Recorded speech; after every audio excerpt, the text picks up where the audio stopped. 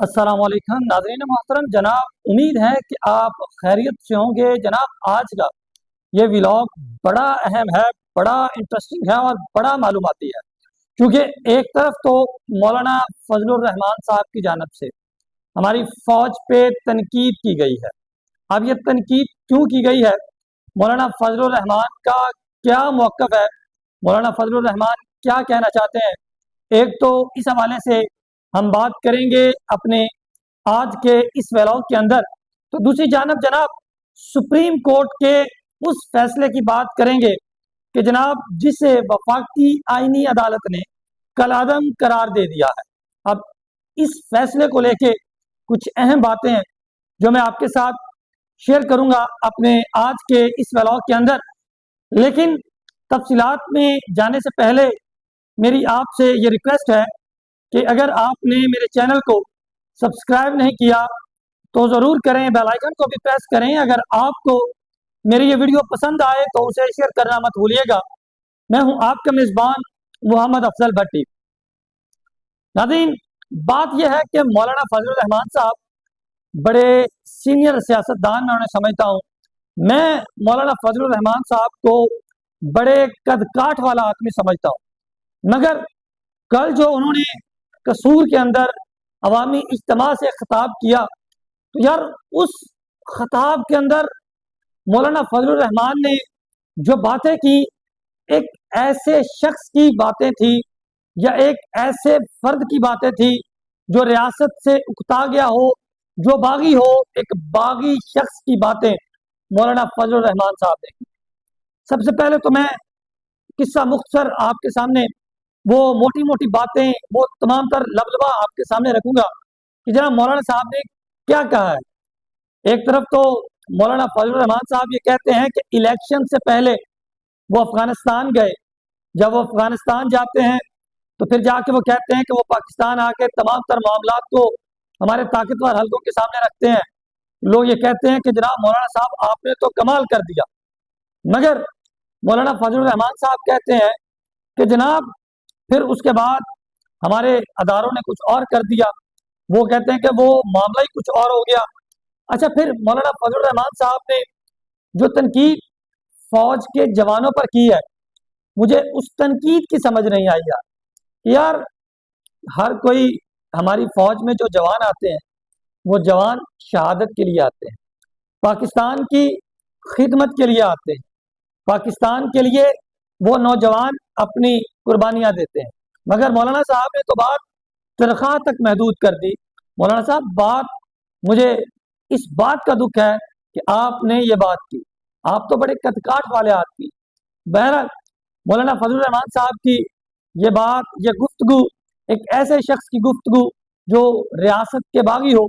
मौलाना साहब को जनाब अब जाके ये महसूस हो गया कि बलूचिस्तान के अंदर जनाब माहौल बिल्कुल खराब है, बलूचिस्तान के अंदर रियासत की रिट कायम नहीं।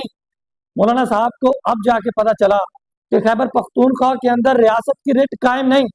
फिर मौलाना साहब, अगर रियासत की रिट ना खैबर पख्तूनख्वा के अंदर है, ना ही रियासत की रिट बलूचिस्तान के अंदर है, तो फिर आप क्या KPK के अंदर करते हैं? तो फिर आप क्या जनाब बलूचिस्तान के अंदर करते हैं? तो फिर जब रियासत की रिट ही नहीं रह गई तो फिर इस तरह की बातें भी आपको जेब नहीं देंगे। हाँ, अब यही हुकूमत, यही ताकतवर हल्के अगर अफगान के साथ जो तहरीक तालिबान है उनके साथ मुज़ाकरात कर लें, उनके साथ मामला तय कर लें, तो फिर जनाब बलूचिस्तान के अंदर भी रियासत की रिट कायम है और फिर खैबर पख्तूनख्वा के अंदर भी रियासत की रिट कायम है। अब जबकि मौलाना साहब की बात को अहमियत नहीं दी गई, तो अब मौलाना साहब कहते हैं कि जनाब यहाँ पर तो निज़ाम ही नहीं चल रहा, यहाँ पर तो कंट्रोल ही फौज का है। तो फिर मौलाना साहब, जब आपको पता है कि यहाँ पर कंट्रोल ही फौज का है, तो फिर आप कौमी असम्बली के अंदर 26वीं तरमीम, 27वीं तरमीम के अंदर आप वोट देने के लिए क्यों आए थे, जब आपको पता था यहाँ पर कंट्रोल ही किसी और का है। बहरहाल मौलाना फजलुर रहमान साहब एक अच्छा कदकाठ रखने वाली शख्सियत को अदारों के मुखालफ, फौज के मुखालफ और फौज पे तनकीद, मैं ये समझता हूँ कि इनको सेब नहीं देती थी जो ये गुफ्तगू उन्होंने ऐसे वक्त में, इन लम्हात में जनाब हमारे अदारों के ऊपर की है। बहरहाल अब देखते हैं कि मौलाना साहब इस हवाले से मजीद क्या ब्रीफिंग देते हैं, क्या मौलाना साहब को भी इस हवाले से कुछ ना कुछ कहा जाएगा या नहीं कहा जाएगा, ये बात की बातें हैं। मगर जनाब अब बात करेंगे सुप्रीम कोर्ट के उस फैसले की जिसे जनाब वफाकी आईनी अदालत ने कलादम करार दे दिया, यानी कि वफाकी आईनी अदालत ने सुप्रीम कोर्ट के फैसले को गलत करार दे दिया। अब ये जो फैसला था ना, ये जनाब असल में मोनाल रेस्टोरेंट के मुतालिक जनाब काजी फाइज ईसा साहब के दौर के अंदर एक फैसला सुनाया गया था, मोनाल रेस्टोरेंट को ख़त्म कराया गया था। अच्छा जनाब उस पर जनाब वफाकी आईनी अदालत ने जनाब इस पर एक फैसला सुनाया, उस फैसले को कलादम करार दिया।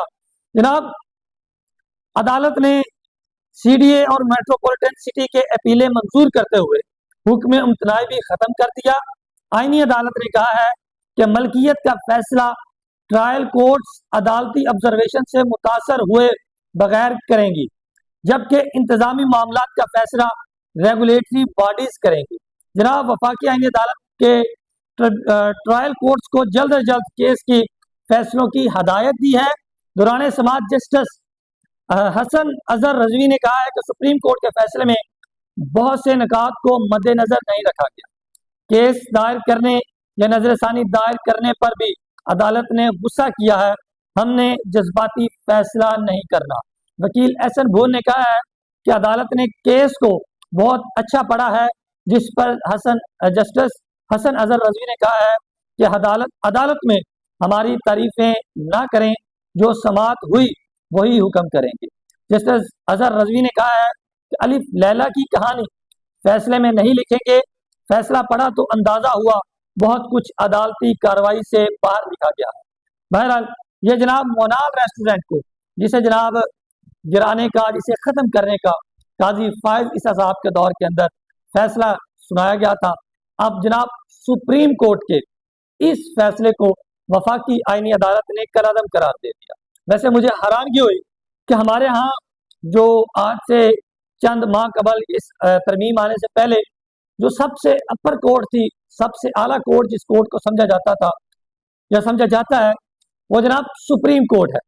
सुप्रीम कोर्ट एक ऐसी जगह जिस पे जनाब लोगों को पूरा यकीन है कि जहाँ पे तो भाई इंसाफ का तराजू बराबर तोला जाता है। मगर हैरानगी वाली बात यह है कि जनाब एक ऐसी अदालत जहाँ के फैसले भी वहां के बैठे जज ही गलत करार दे रहे हैं। अब क्या सुप्रीम कोर्ट पे भी लोगों को ऐसा ही एतमाद रहेगा? क्या सुप्रीम कोर्ट भी ऐसे ही फैसले करेगी जो फैसले आज कलादम करार दिए जा रहे हैं? बहरहाल ये इंसाफ के निज़ाम के ऊपर एक सवालिया निशान है कि जनाब यहाँ पे तो सुप्रीम कोर्ट के फैसले भी चैलेंज हो जाते हैं।